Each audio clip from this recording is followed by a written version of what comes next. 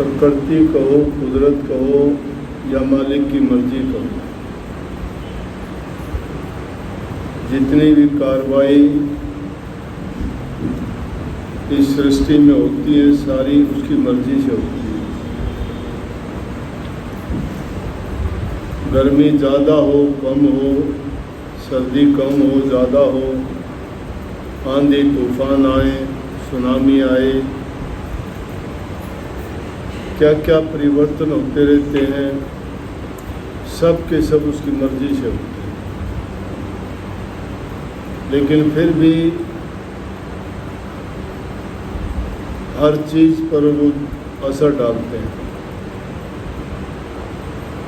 कभी कभी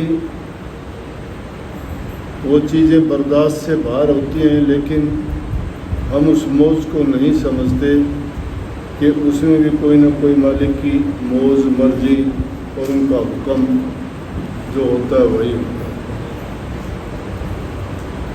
मौसम है गर्मी का, ज़्यादा भी होगी कम भी होगी, क्योंकि उसकी इच्छा जो कुछ करने की है उसके मौज के अनुसार सब कुछ होता है और वो होगा। परंतु इंसान को चाहिए कि अपनी तरफ से उसका प्रयत्न ये हो कि वो अच्छे से अच्छा करे।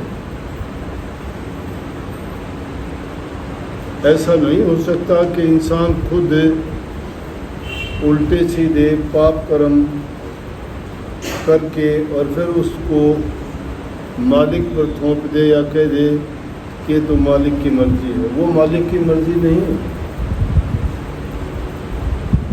मालिक ने हमें बहुत सुंदर शरीर दिया, ये जीवन दिया और उसके साथ साथ पूरी आज़ादी भी दे दी। जिनको जो चीज़ नहीं बख्शी गई उनसे अगर पूछ के देखो तो कितनी कमी महसूस करते हैं। इंसान सोचता है मेरी पंख होती तो उड़ जाता, पक्षी सोचते हैं कि इंसान की तरह मेरे पैर होते तो मैं भी इसी तरह घूमता।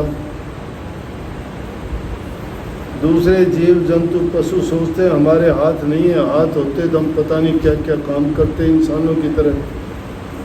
सांप जैसी योनि है, वो कहते हैं ना हमारे पैर हैं ना हाथ हैं ना हमारे और दूसरे अंग जो इंसान को मिले वैसे नहीं है, हम पता नहीं क्या का क्या करते।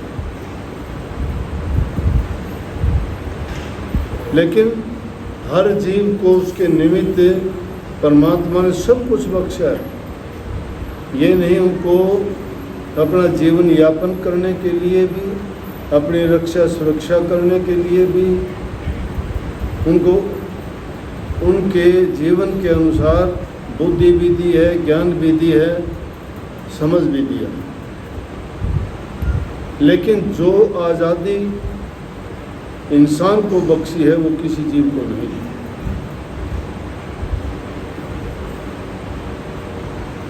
ये चीज़ें हमारे हाथ में नहीं है।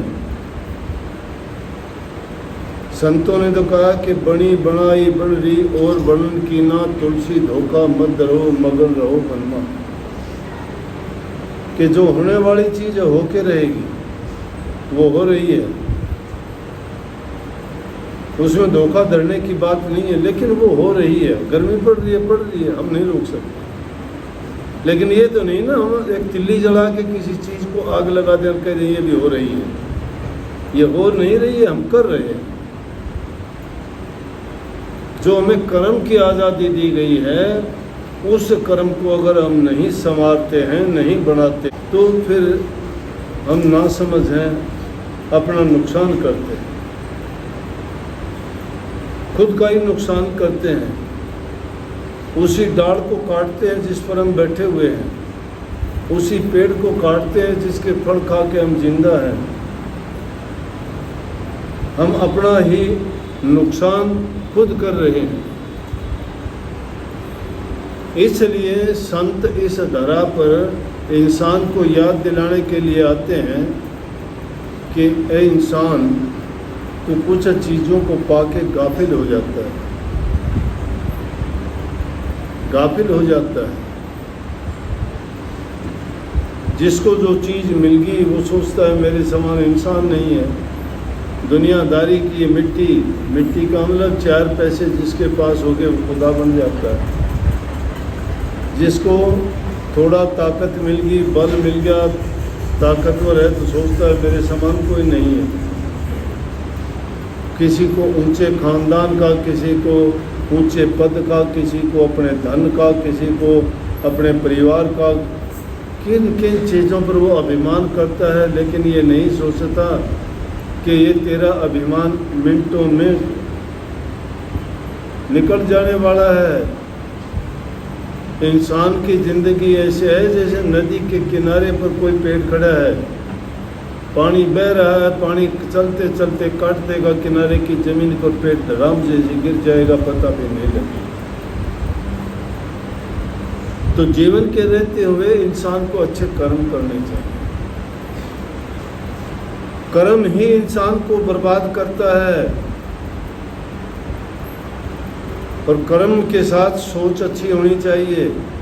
जिस इंसान की सोच बुरी है उसके पास चाहे धन हो, चाहे बल हो, चाहे परिवार हो, चाहे ऊंचा खानदान हो, वो सब कुछ मड़िया मेट कर देगा, मिट्टी में मिला देगा। बुरी आदत, बुरे कर्म, बुरी सोच के कारण बड़े बड़े राजवंश का उदय किए। कितने किस चीज़ का कही है कि किस चीज़ का मान करते हो, का ना मान करे ना मूर्ख, आखिर सब हथ झाड़ चले, छोड़ छाड़ के गए सभी साधु संत पुकार चले, नाम जिनादा जपती खलकत राम कृष्ण अवतार चले, अर्जन दे आज बाण ना दिस दे, भीमकार बलकार चले, जिन्हा किले स्वर्ण दे कीते, वो भी हाथ पसार चले, नभ झाकी माते हथ रह गई, वो भी खाली याद चले। किसके पल्ले क्या गया? जिन्होंने नेक कर्म किए, नेकी किए, आज भी उनके नाम लेके उनकी पूजा की जाती है। जिन्होंने दुष्ट और बुरे कर्म किए, उनके मरने के बाद भी उनको आज भी आग लगाई जाती है। रावण के पुतले बना के आज भी फूंकते हो, रावण नहीं जलता, रावण नहीं जलता, उसका किया हुआ कर्म आज भी जिंदा है, उसकी सज़ा पूरी नहीं होती। लेकिन ये इंसान देखता है, जानता है, और उसके बावजूद किन भूल भरमों में पड़ के अपने जीवन को बर्बाद करता है। इसलिए संतों ने उसके लिए नुक्ता बताया, नाम भक्ति, गुरु भक्ति। नाम भक्ति, मालिक के नाम को जो याद करता है उसमें गुण है। गुण किस चीज़ का है? उसमें सच्चाई का है, धर्म का है, पुण्य का है, दया का है, प्रेम का है, सहानुभूति का है। ये चीज़ें जिस इंसान के अंदर नहीं है तो लानत है उस पर, कोई धर्म नहीं है उसका। क्या करेगा सत्संग, गुरु और नाम उसका? कैसे सुधरेंगे, कैसे उसका जीवन बनेगा? जीवन नाम से संवरता है। नाम जबान से करने से नाम हो गया क्या? नाम इंसान के अच्छे कर्मों में छिपा हुआ है। अगर उसके नेक कर्म उसने अच्छे बनाने शुरू कर दिए तो समझो उसके पल्ले नाम है। और जिसने काम तो सब उल्टे सीधे करता जाता है, ओट गुरु की ले ली, छाप नाम की लगवा ली, वो नाम पार नहीं कर सकता उसको, चाहे किसी से भी ले लेना हो नाम। कितना बड़ा गुरु हो तुम्हारा, और चाहे तुम्हारा कितना ही छोटा गुरु हो, लेकिन उस गुरु की बताई बात को मान के तुमने सत्य मार्ग को पकड़ लिया, धर्म के रास्ते पे चलते हो, तुम्हारे विचार ख्यालात अच्छे हैं, प्रेम, सेवा, बंदगी और दया तुम्हारे दिल के अंदर है, तो तुम्हारा बेड़ा पार है। तुम्हारा बेड़ा पार करने वाले तुम खुद हो। तुम नहीं सुधरोगे, क्या करेगा गुरु? गुरु तो उसको सुधारता है जो सुधरना चाहता है। जो सुधरना ही नहीं चाहता, जगाया उसको जाता है जो सोया पड़ा। दवाई उसको दी जाती है जो बीमार हो। जो इंसान मकड़ भरता है, पाखंड करता है, झूठ बोलता है, उस आदमी का सुधार नहीं होता। जिसके बहुत बुरे और खोटे कर्म होते हैं वो संतों के दरबार में आके भी सुधरता नहीं है, ज़्यादा बुराई सीखता है, ज़्यादा बुराई सीखता है। और संतों की शरण मिल जाए, ये हो सकती है कि पानी पी लो और तुम्हारी प्यास ना जाए, खाना खा लो और तुम्हारी भूख ना जाए, दवाई ले लो और तुम्हारा इलाज ना हो, आग के सामने बैठ जाओ और तुम्हें सर्दी लगे। कैसे हो सकता है? नहीं हो सकता। नाम में इतनी शक्ति है, ये कैसे हो सकता है कि तुम नाम को जपते हो और नाम में विश्वास है और नाम के अनुसार काम करते हो और गुरु की आज्ञा में चलते हो, फिर तुम्हें तकलीफ किस बात की? दोष गुरु को देते हो। गुरु ने जो तुम्हारे लिए कर दिया कोई नहीं कर सकता, परमात्मा भी नहीं कर सकता। परमात्मा किसी ने देखा नहीं, ना देखोगे, लेकिन गुरु को देखते भी हो, सुनते भी हो, बोलते भी हो। इसीलिए मैं तो डंके की चोट पर कहता हूँ कि मैंने जो है भगवान को देखा है, भगवान के साथ रहा हूँ, भगवान के साथ मैंने बातें की है, भगवान की मैंने सेवा की है। भगवान है क्या? भगवान मैंने गुरु को माना, और वास्तव में गुरु ही भगवान होता है। अब गुरु से तो छल कपट करते हो, गुरु से झूठ बोलते हो, पाखंड करते हो, गुरु से बात छिपाते हो, और फिर गुरु गुरु जबान से करते हो। दुनियादारी के लोग गुरु हैं फिर तो, जिनसे तुम निंदा करते हो, चुगली करते हो, छल कपट बेईमानी करते हो, चोरी करते हो। चोरी करने वाला गीत गुरु के गाता है, कमाल की बात है। झूठ बोलने वाला ओट गुरु की लेता है। अरे गुरु ने कौन सा गुण बताया? ये नाम अगर ले लिया तो ये नहीं कि बीच का टाइम यूं ही काट दिया। कितनी अच्छी बात कही, सुबह बोलो, श्याम बोलो, राधा स्वामी नाम बोलो। राधा स्वामी नाम बोलने का मतलब है विचारों को पवित्र कर लो। सुबह शाम का मतलब नहीं, सुबह से लेकर शाम तक बोलते रहो। काम में रुकावट नहीं आएगी। मन से जपना है नाम को, कर्म को बनाना है पवित्र, जबान को बनाना है अच्छी, सच्चे बनो।